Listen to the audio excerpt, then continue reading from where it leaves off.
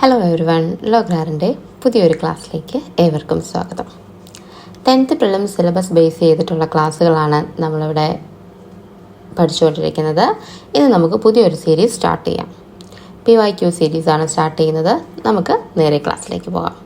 ഇത് നമ്മൾ ഡിസ്കസ് ചെയ്യുന്ന ക്വസ്റ്റ്യൻ പേപ്പർ കോഡ് 14/2023 ഇത് കഴിഞ്ഞ 2023 ഫെബ്രുവരി 11 നടന്ന എക്സാമിൻ്റെ ക്വസ്റ്റ്യൻസ് ആണ്. നമ്മുടെ സെയിം സിലബസ് ബേസ് ചെയ്തിരുന്ന ക്വസ്റ്റ്യൻസ് ആണ്. നമുക്ക് നേരെ ക്വസ്റ്റ്യൻസിലേക്ക് പോകാം. ഒന്നാമത്തെ ക്വസ്റ്റ്യൻ, G20 രാജ്യങ്ങളുടെ ലക്ഷ്യങ്ങളിൽ പെടാത്തത് ഏതെന്നാണ് ചോദിച്ചിരിക്കുന്നത്. ആൻസർ, രാജ്യാന്തര വ്യാപാരത്തിൻ്റെ 75% ഉൽപ്പാദനം. ബാക്കിയെല്ലാം G20 രാജ്യങ്ങളുടെ ലക്ഷ്യങ്ങളാണ്. എന്തൊക്കെയാണ്? ആഗോള സാമ്പത്തിക വളർച്ച പുനഃസ്ഥാപിക്കുക, രാജ്യാന്തര സാമ്പത്തിക വ്യവസ്ഥയെ ശക്തിപ്പെടുത്തുക, രാജ്യാന്തര ധനകാര്യ സ്ഥാപനങ്ങളുടെ നവീകരണം. ഇതെല്ലാം G20 രാജ്യങ്ങളുടെ ലക്ഷ്യങ്ങളാണ്. നമ്പർ 2, ഇന്ത്യൻ നാവികനായ അഭിലാഷ് ടോമി സമുദ്രമാർഗം ലോകം ചുറ്റി സഞ്ചരിച്ച് മുംബൈയിൽ തിരിച്ചെത്തിയത് എന്ന്. 2013 മാർച്ച് 31 അദ്ദേഹം തിരിച്ചെത്തുന്നത്. സമപന്തി ഭോജനം സംഘടിപ്പിച്ച സാമൂഹ്യ പരിഷ്കർത്താവ് ആരാണ്? സമപന്തി ഭോജനം സംഘടിപ്പിച്ചത് വൈകുണ്ഠ സ്വാമികളാണ്. താഴെ പറയുന്നവയിൽ ഉഷ്ണമരുഭൂമിയിലെ ഗോത്രവർഗങ്ങൾ ഏതെല്ലാം? ആൻസർ വരുന്നത് 2ഉം 4ഉമാണ്. ബുഷ്മെയിനും അതേപോലെ ത്വാരേക്കും ആണ് ഉഷ്ണമരുഭൂമിയിലെ ഗോത്രവർഗങ്ങൾ. ബച്പൻ ബച്ചാവോ ആന്തോളൻ എന്ന സംഘടനയുമായി ബന്ധപ്പെട്ട വ്യക്തി കൈലാഷ് സത്യാർത്ഥിയാണ്. കൈലാഷ് സത്യാർത്ഥിയുടേതാണ് ബച്പൻ ബച്ചാവോ ആന്തോളൻ.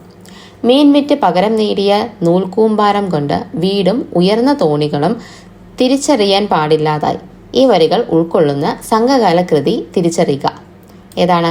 പുറനാനൂറാണ് വരികളാണ് ഈ കൊടുത്തിരിക്കുന്നത്.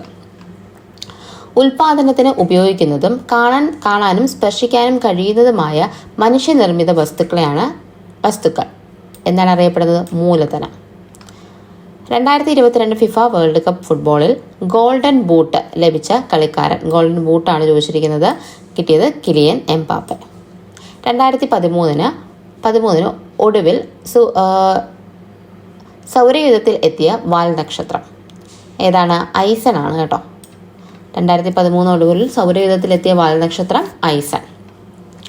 മധ്യകാല യൂറോപ്പിൽ സ്പെയിനിൽ നിലനിന്നിരുന്ന സർവകലാശാല ഏതാണ്? പാർമയാണ് സ്പെയിനിൽ നിലനിന്നിരുന്ന സർവകലാശാല എന്ന് പറയുന്നത്. ചുവടെ ചേർത്തിട്ടുള്ളവയിൽ ഇന്ത്യൻ മാനകരേഖാംശമാണ് ചോദിച്ചിരിക്കുന്നത്. ഏതാണ്? 88.5 ഡിഗ്രി ഈസ്റ്റ് ആണ്. മാനകരേഖാംശം ഇന്ത്യൻ സ്റ്റാൻഡേർഡ് മെറിഡിയൻ ആണ് ചോദിച്ചിരിക്കുന്നത്. ഇന്ത്യയിൽ കൂടി കടന്നു പോകുന്ന പ്രധാനപ്പെട്ട അക്ഷാംശരേഖ ഏതാണ്? 83.5 ഡിഗ്രി നോർത്ത്. ഇന്ത്യയുടെ അക്ഷാംശീയ രേഖാംശീയ വ്യാപ്തി ഏകദേശം എത്ര കോണീയ അളവാണ്? അക്ഷാംശീയ രേഖാംശീയ വ്യാപ്തി എത്രയാണ്? 30 ഡിഗ്രിയാണ്. ഹിമാനികളുടെ കനമേറിയ ഒരു നിക്ഷേപണ ഭൂരൂപമാണ് ഏത്? കരേവ.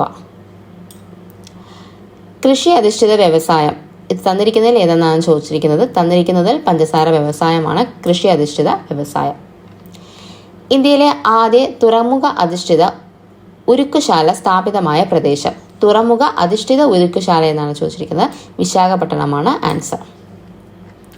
ഹിമാചൽ പ്രദേശ് ടിബറ്റ് പ്രദേശങ്ങളെ തമ്മിൽ ബന്ധിപ്പിക്കുന്ന ചുരം ഏതാണ്? ഹിമാചൽ പ്രദേശിനും ടിബറ്റിനെ തമ്മിൽ ബന്ധിപ്പിക്കുന്നത് ഷിപ്കില.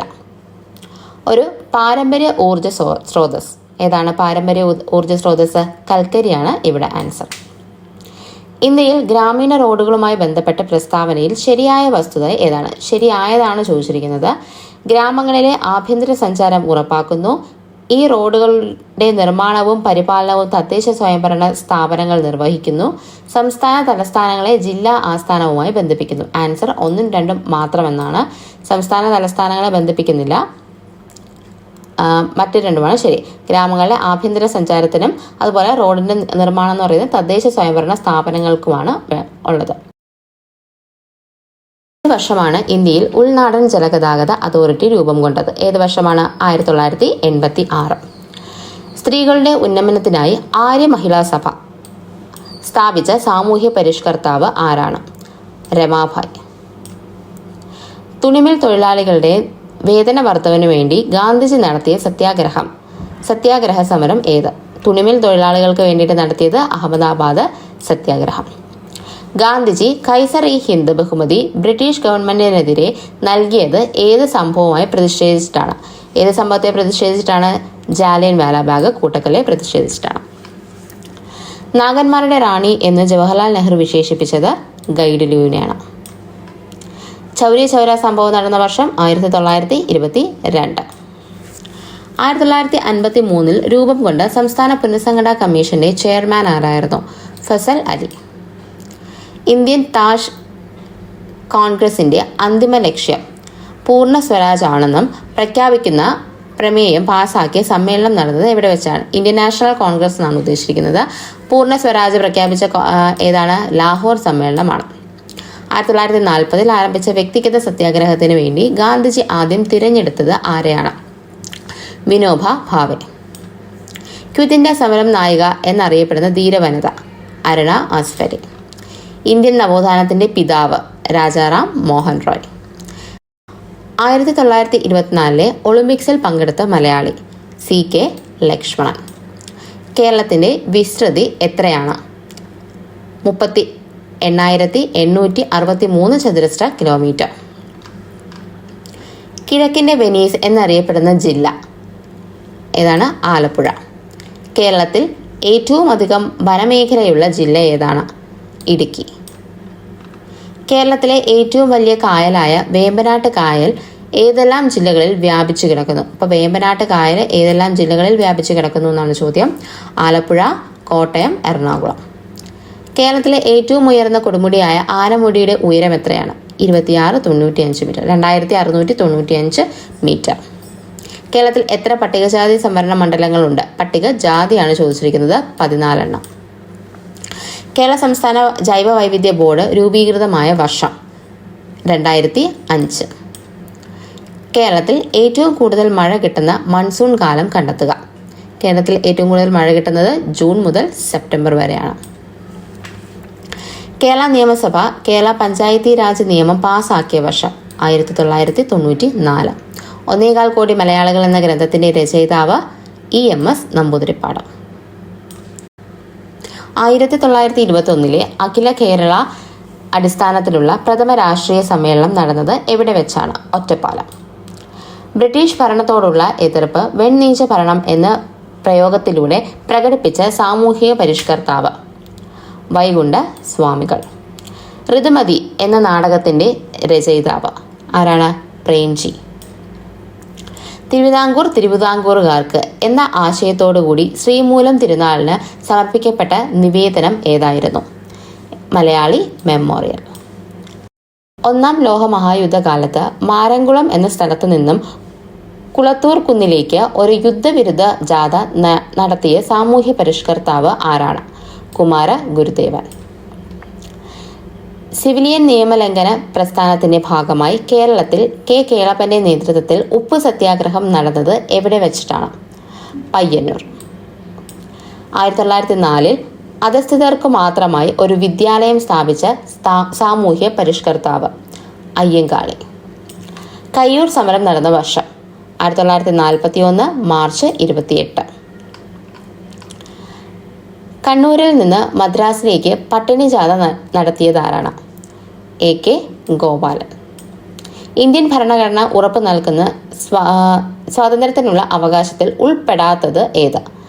സ്വത്ത് സമ്പാദിക്കാനുള്ള സ്വാതന്ത്ര്യം. അന്താരാഷ്ട്ര വേദിയിൽ ഇന്ത്യയുടെ ത്രിവർണ്ണ പതാക ആദ്യമായി ഉയർത്തിയത് മാഡം ഭിക്കാജി കാമ. ദേശീയ മനുഷ്യാവകാശ കമ്മീഷന്റെ ചെയർമാൻ ആര്? സുപ്രീം കോടതിയിൽ നിന്നും വിരമിച്ച ചീഫ് ജസ്റ്റിസ്. ഇന്ത്യൻ പൗരന്റെ മൗലിക കടമകളുമായി ബന്ധപ്പെട്ട് താഴെ പറയുന്നവയിൽ ശരിയല്ലാത്തത് കണ്ടെത്തുക. പൗരാവകാശം സംരക്ഷിക്കുക. ബാക്കിയെല്ലാം പൗരന്റെ മൗലിക കടമകളാണ്. എന്താണ്? പൊതുമുതൽ സംരക്ഷിക്കുക, പരിസ്ഥിതി സംരക്ഷിക്കുക, സാംസ്കാരിക പൈതൃകങ്ങൾ സംരക്ഷിക്കുക. ഇതെല്ലാം മൗലിക കടമകളിലാണ് വരുന്നത്. ഇന്ത്യയിലെ ആദ്യത്തെ മുഖ്യ വിവരാവകാശ കമ്മീഷണർ വജാഹത്ത് ഹബീബുള്ള. ഇന്ത്യയുടെ ദേശീയ ഗീതമായ വന്ദേ മാതരം ഏത് കൃതിയിൽ നിന്നുമാണ് എടുത്തത്? ആനന്ദമഠം.